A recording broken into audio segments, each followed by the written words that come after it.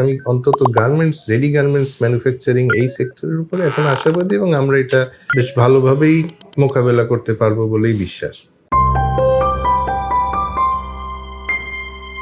বর্তমানে যে পরিস্থিতিতে আছে এই সেক্টরটা, এটাকে আমি খুব বেশি যে কমফোর্টেবল তা বলছি না, কিন্তু তারপরও কম্পারেটিভলি এই যে দুটা যুদ্ধ চলছে বর্তমানে, এটার কারণে যে ডিমান্ড সাইডে যে বড় একটা ইম্প্যাক্ট এসছে, সেটা তো কম বেশি আমরা সবাই ইম্প্যাক্টেড। শুধু আমরা না, আমাদের কম্পিটিং কান্ট্রিজগুলো যাদের সঙ্গে আমাদের কম্পিটিশন রয়েছে তাদের মধ্যেও, সেখানেও।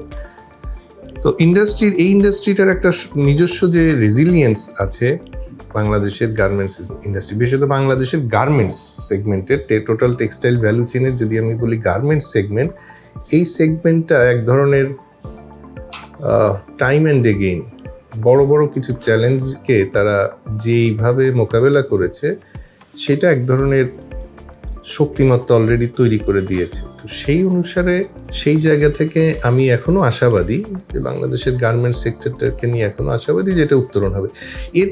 এটা বিভিন্ন সময় বড় বড় অনেক ধরনের চ্যালেঞ্জ মুখে পড়েছে, যেটা কখনো কখনো এটা তার অস্তিত্বের সংকটেও ফেলেছে, কিন্তু তারপরও এটা ঘুরে দাঁড়াতে পেরেছে। তো সেই প্রেক্ষিতে বর্তমান যে চ্যালেঞ্জটা অবশ্যই খুবই একটা চ্যালেঞ্জিং মোমেন্ট, কিন্তু বাংলাদেশের গার্মেন্টস সেক্টর, গার্মেন্টসের পেছনে ফ্যাব্রিক অ্যান্ড স্পিনিং, এই যে ব্যাকওয়ার্ড লিঙ্কেজ আছে, তাদের এক একজনের চ্যালেঞ্জ এক এক রকমের। বাট আমি অন্তত রেডি গার্মেন্টস ম্যানুফ্যাকচারিং এই সেক্টরের উপরে এখন আশাবাদী এবং আমরা এটা বেশ ভালোভাবেই মোকাবেলা করতে পারবো বলেই বিশ্বাস। স্পিনিংয়ের ক্ষেত্রে যেই ব্যাপারটা, যে এটার নেচারটা সামান্য কিছু ডিফারেন্ট, এটা অনেক বেশি ক্যাপিটাল ইন্টেন্সিভ, এটা এবং আলাদা কিছু সাপ্লাই ডিমান্ড ডিনামিক্সের যে ঘটনাটা, এটা এই পরিস্থিতি হওয়ার আগে থেকেই, যুদ্ধ পরিস্থিতি আসবার আগে থেকেই যেটা হয়েছে, যে আমরা দেখেছি যে একটা কোভিড পরবর্তী যে একটা ডিমান্ডের চাপ ছিল, এবং সেই চাপের পরবর্তীতে যেটা লক্ষণীয়, যে শুধু বাংলাদেশ নয়, Bangladesh, Bharat, Pakistan, almost all over the world যেসব জায়গায় স্পিনিং ইন্ডাস্ট্রি ছিল, ইন্দোনেশিয়া, ভিয়েতনাম, এভরিওয়্যার ব্যাপকভাবে স্পিনিংয়ের এক্সপানশন ঘটেছে, প্রচুর স্পিন্ডেল যোগ হয়েছে এবং এমন একটা প্রতিযোগিতা ঘটলো সে সময়, এক্সপানশনের প্রতিযোগিতা, যে মেশিন সাপ্লায়ারদের লিড টাইম চলে গেল অনেক লম্বা সময়, প্রায় 2 বছরের lead time. They are very overwhelmed, machine supplier দিতেই পারছে না। যখন এগুলো ইনস্টলড হলো ততক্ষণ ইউক্রেন যুদ্ধ শুরু হয়ে গেছে, সো ডিমান্ডটা শ্রিঙ্ক করে গেছে ওভারঅল, যে তুলনায় সাপ্লাইটা এখন অনেক বেশি। তো এই যে ডিমান্ড সাপ্লাইয়ের একটা অসামঞ্জস্য বা একটা ভারসাম্যহীনতা তৈরি হয়ে গেছে, এইটা একটা আলাদা ডাইমেনশন স্পিনিং ইন্ডাস্ট্রির জন্য। এটা একটা অ্যাডেড চ্যালেঞ্জ, যে ডিমান্ডের তুলনায় সাপ্লাই অনেক অনেক বেশি। এই মুহূর্তে ডিমান্ডটা একটু যেহেতু চুপসে গেছে, সে তুলনায় ইনভেস্টমেন্ট হয়ে গেছে, installed capacities so much, the world doesn't need this much spindle, এটা একদম পরিষ্কার বোঝা যাচ্ছে। So some of the spindles, এটা তো অবশ্যই আউট হয়ে যাবে মার্কেট থেকে। So this contraction is inevitable. আমার কাছে মনে হয় যে এটা ঘটতেই হবে কোথাও না কোথাও থেকে, সেটা বাংলাদেশ হোক, তুর্কি হোক, ইন্দোনেশিয়া হোক, ইন্ডিয়া হোক, কোথাও না কোথাও থেকে এই স্পিন্ডেল কমে যাবে, বন্ধ হয়ে যাবে। এটা ছাড়া কোনো উপায় নেই, এত স্পিন্ডেল মার্কেটে টিকবে না। তো সেক্ষেত্রে যেটা হবে, যে যারা লেস এফিসিয়েন্ট, অফকোর্স সেইটা আগে বন্ধ হবে।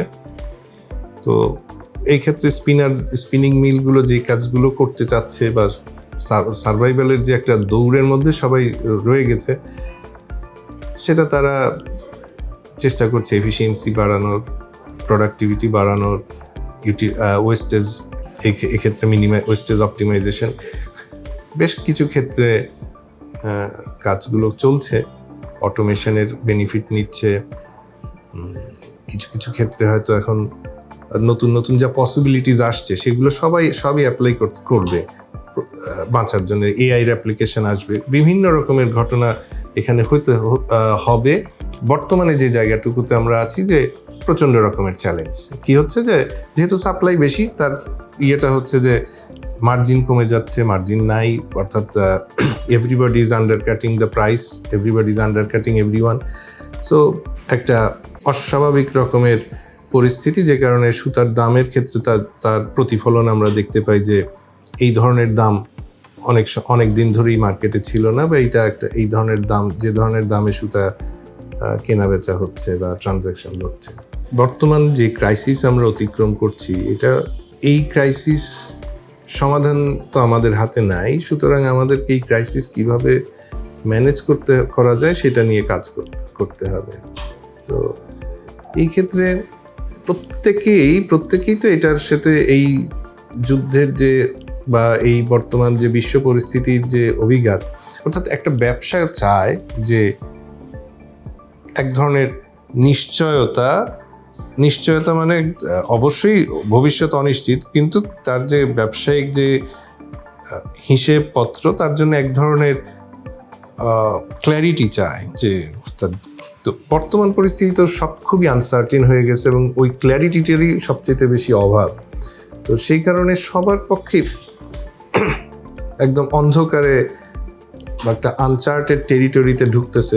সেই কারণে ব্যবসাকে, বিজনেস এন্টারপ্রাইজেসগুলো, যদি আমি আমার নিজস্ব পার্সপেক্টিভে, যে ফার্দার যে কোনো একটা ব্যবসায়িক এক্সপানশন হোক অথবা যে কোনো ধরনের প্রোডাক্টের চেঞ্জ, সবগুলোর ক্ষেত্রেই দেখা যাচ্ছে যে অনিশ্চয়তা ভরা। কিন্তু এইগুলো ছাড়াও আবার হবে না, আপনাকে এই সময় কিছু ঝুঁকি নিতে হবে, এবং যে যত বেশি ইনফর্মড অ্যান্ড ক্যালকুলেটেড রিস্ক যে নিতে পারবে, তার বেরিয়ে আসবার বা সাকসেসফুলি বেরিয়ে আসবার পসিবিলিটিসটা তার বেশি থাকবে।